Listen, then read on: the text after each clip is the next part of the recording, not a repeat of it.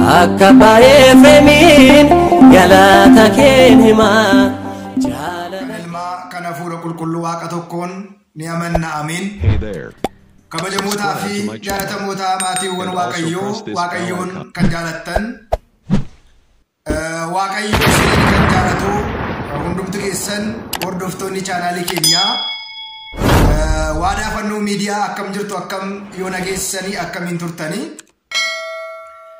gooftaan keenya qorichi keenya Iyyesuus Kiristoos akka badii fi balleessaa keenyaa osoo hin ta'in arjummaa isaatiin fedha isaatiin guyyaa har'aatiin kan nu ga'e waaqni abboolii keenyaa galannii fi ulfinni isaatiif haa ta'u.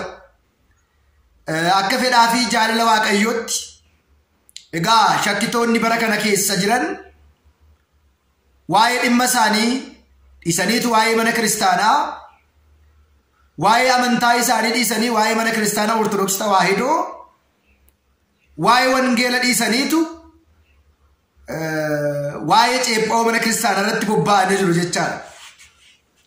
Egaa keessumaati shakkitoonni fi ahizaabonni yeroo ammaa kana namoota baay'ee akka isaan amantaa isaaniitti leeyya'an akka isaan fannoo isaanii kutan keessumaa immoo bara kana keessa miidiyaatti ba'anii fannoo ofirraa kutuun akka waan gootummaatti yommuu ilaalamaa jirudha. Egaa akkuma beekamu ka'umsi barnoota keenya har'aa fannoon nun fayyisuu isa jedhudha. Maal jedhe seetanii shakkaan tokko peejii isaa irratti fannoon nu fayyisu fannoon nuuf hin barbaachisu jedheetu barreesse. Egaa yeroo baay'ee nuti waa'ee namaa hin dubbannu waa'ee shakkitootaa sinaasofnu waa'ee mana kiristaanaa fi waa'ee kiristaanotaa garuu dhugaa lafarra jiru wangeelli jiru isa nuuf gale isa baranneef isa hubanne garuu hin barsiisna jennee yommuu nuti wangeela barsiisnu yaada isaanii fi gaaffii isaan mana kiristaanaatiif dhiyeessan baay'ee kan nama dinquu fi mana kiristaanaa kan bakka hin buunedha.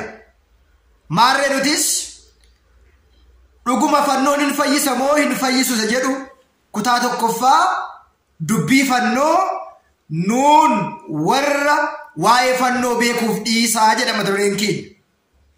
Maal jedha? Dhimma dubbii fannoo waa'ee kabaja fannoo waa'ee kabaja fannoo hidhachuu fi fannoo kabajuu nuuf warra kiristaanota warra fannoo qabuuf dhiisaa jedhee mata duree keenya kutaa tokkoffaa har'aatiin inni jalqabaa fannoon maal irraatii hojjetama isa jedhu beekuun barbaachisaa ta'e argameera. Nutis fannoon muka irraa, warqee irraa, birrii irraa, emna baradiiwwan garaagaraa irraatii fannoon hojjetamuu, bocamuu, qophaa'uu danda'a. Egaa dhaabbiin fannoo as mataa irraa gaafa kaanu Kiristoos yommuu guyyaa jimaataa fannoo irra oole asiin mataa isaa, asiin harka isaa bitaa mirgaa, asiin luka isaa, walakkaatti garaa isaa irratti kan isaan fannisan. Yaada fannoo jedhu gaafa ka'u waa'ee fannifamuu Kiristoos dursee fuula keenya fuuldura keenya dhufaa jechaadha. Waa'ee fannoo gaafa yaadnu dursinee kan yaadannu waa'ee isa fannoo mukarraa sibiilarraatii warqee irraa hojjetame too hin ta'in isa fannoo kanarra oole Kiristoosiin yaadachuun Kiristoosiin beekuun Kiristoosiin amanuun hunda akka dursu ni beekama jechaadha.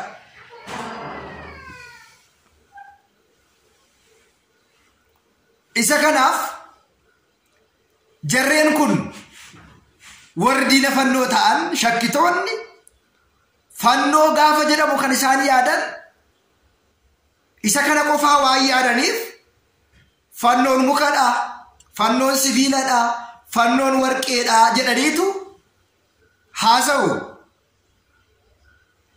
Jarri kun dhuguma wangeela hin baranne, wangeela hin beekani, ittis hin murtaa'u. Maaliitiif yoo jettan hunda dursa nuti kabaja kan laannu muka kanaaf yookiin immoo sibiila kanaaf yookiin immoo warqee kanaaf miti. Kiristoos isa dhiiga isaa lolaasee fannoo kanarra oolee fannoo kana eebbiseef hunda dursa saganne. Bakka lukoonni isaa dhaabatan immoo saganni waan ta'uudhaaf sagadaa ni ilaalla. Maarreega fannoon qofaa isaatti fayyisuu hin danda'u. Irra deebi'a. Fannoon qofaa isaa fayyisuu hin danda'u. Maaliif jennee gaafa ilaallu fannoon kan inni fayyisu humni Waaqayyo isarra waan jiruufidha. Fakkeenyaaf fannoon kun gaafa qophaa'u jalqaba mukni fannoo kanarraatii hojjetame muka ta'uu danda'a. Erga garuu tajaajila kanaatiif bocamee fayyisuu kan danda'u isa fannicharra oole Kiristoosidha. Erga inni fannoo kana eebbisee nuu kenne garuu irra oolee diina keenya seexana daabiloosin ittiin injifateera waan ta'eedhaaf, mo'ateera waan ta'eedhaaf, diina keenya daabiloosin ajjeeseera waan ta'eedhaaf, nutis immoo meeshaa diina keenya daabiloos ittiin du'e qabannee daabiloosin yeroo hundumaa ittiitiin injifanna jechaadha. Mee hunda dursa dhimma fannoo, kabaja fannoo nuun warra kabaja isaa ulfina isaa beekuuf dhiisaa kanan jedhe kanaafidha.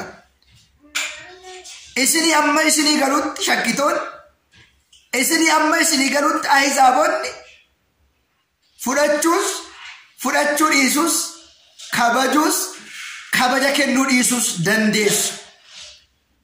Nuti immoo waan nu galeef kabajna. Wangeelli waan nutti meef kabajna. Kabaja nuti fannoo kabajnu caqasa macaafa qulqulluu irratti hundoofne malee tola isaa gammachuun ka'ee fannoon hin barbaachisu jedhee waan utaaleef waan iyyeef miti. Kana beekuun barbaachisaadha. Mee macaafa qulqulluu irraati macaafuma isin baattan 66 irraati waa'ee fannoon isinii dubbisa. Isinillee egaa akkuma beekamu harreen hin baatti malee hin nyaatti miti waan ta'eedhaaf isinii wangeela hin dubbistani. Caqasa 2-3 yeroo hundumaa wowwoomtu waan ta'eedhaaf mee tokkoffaa Qorontos boqonnaa 1 lakkoofsa 18 gubbaara dubbii sagalee Waaqayyoo jiru waliitiin ilaaluun dirqama ta'a. Tokkoffaa Qorontos isiniif caqasni hin barbaachisu garuu tokkoffaa Qorontos boqonnaa 1:18 gubbaa irratti maal jedha seetan dubbisaa. Tokkoffaa Qorontos 1:18 gubbaa irratti jecha fannoo isaa warra balleessaniif maal jechaadha jecha fannoo jechuun? Akkuma keessanii kana fannoon mukadha, fannoon sibiiladha, fannoon nu fayyisu, fannoon hin barbaachisu jettanii isasin haasoftan otoo hin ta'in dhugaa macaafarra jiru kana ilaaluun barbaachisaadha. Jecha fannoo warra badaniif gowwummaadha. Jecha fannootiin warra badaniif fannoon mukadha, fannoon sibiiladha, fannoon hin barbaachisu jedhanii warra badaniif warra gowwomaniif gowwummaa isaaniitiin nuuf garuu warra fayyinuuf garuu humna waaqayyootii jedha. የመስቀሉን ቃል ለሚጠፉት ሞኝነት ለኛ ለምንድን ግን የእግዚአብሔር ኃይል ነው። ሄጋ ደቢ ከነስኑ ማፈን ደቢስ ያደ ከነስኑ ማፈን ኤሳ ኤርገፈኖን ሙከታኤ ኤርገፈይሱ እንደንደኝ አከሚት ሁምና ኬኛ ተኡ ደንደይ ማሊፍ ቁልቁልች ጳውሎስ ዝረት በሬስ መጫፈከን ዲሱ ደንደኛ ጀቹ ዱብሰ ገሌ ዋቀዮ ራይ በቆና ይደሚ ለመረጥ ከልት ለበለስ ከንራ ሄርደሰስ እትሙርታ የእግዚአብሔርን ቃል የጨመረበትን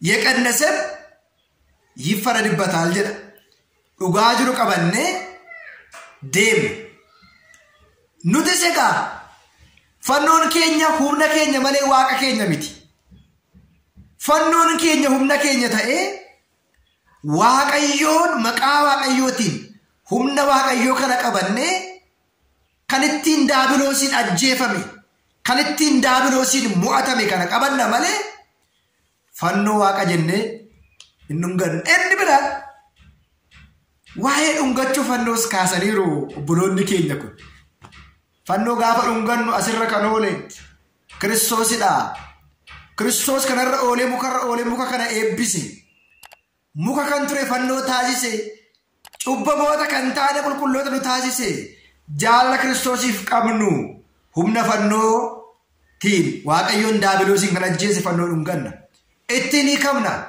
ሚያመሉ ቦን ማልጅሩ ሴተኒ የሙ ፈኖ ዱንገቺሰን ያባ ኮኖኒ ካጀኔቱ ገረሉ ቦታ ያኔ ፈኖ ዱንገና ጩቡ ከይኖጀኔ ዋቀዮን ሲያይቁ ሲያይብሱ ጀቹ መሳይላላ ማቀይኖጀኔ ጩቡ ከድራወን የከ ከድንቀባኔ በዲ ከድንቀብኔ አነመሉ በዋነን ተይዳ አን ቁልቁሉ አስረን ይካንጀዱ ጳጳሲቻ ቁልቁሉ አስኒ ካንጀዱ ሞኖክሲቻ ቁልቁሉ አስሂ ካንጀዱ ጩቡ ከልያን ጩቡ ከድንቀብኔ የከ ከድንቀብኔ ዋቀዮን ሲያይቁ ሲያይብሱ ማልሳቲ ፈኖ ከናቲ ከናፈጋ ኤኙ አከዋቀሱ ኤኙ አከአመኑፊ ኤኙ ፈከሰገኑ ስሪት ገዲ ፈጌስኔ ቤክና ነሞን ኑቲ መኒ ሐረዱ በርሲሱ እንደንዳን ዋይ ፈኖ ሐረ ሸክቶኑ በርሲሱ እንደንዳን ከናፊለ ጀቸ ፈኖ ወረ በሌሰኒፍ ጎጉማ ኢሳኒ ኑን ገሩ ወረ ፈይኑ ፉምና ዋቀዮቲ ጀዴ ሰናምቦ ማልጅ ሴተኒ ወራ አባ ኦጉማ ኢሳኒ ነን በሌሳ ወራ ሁበኖ ቀበን ሞ ሁበኖ ኢሳኒ ነንገተ ጀዴ በሬፈሜያ እንዲ ኦጉማ ቀቡ ኤሰ ጅራ እንዲ በሬሱ ኤሰ ጅራ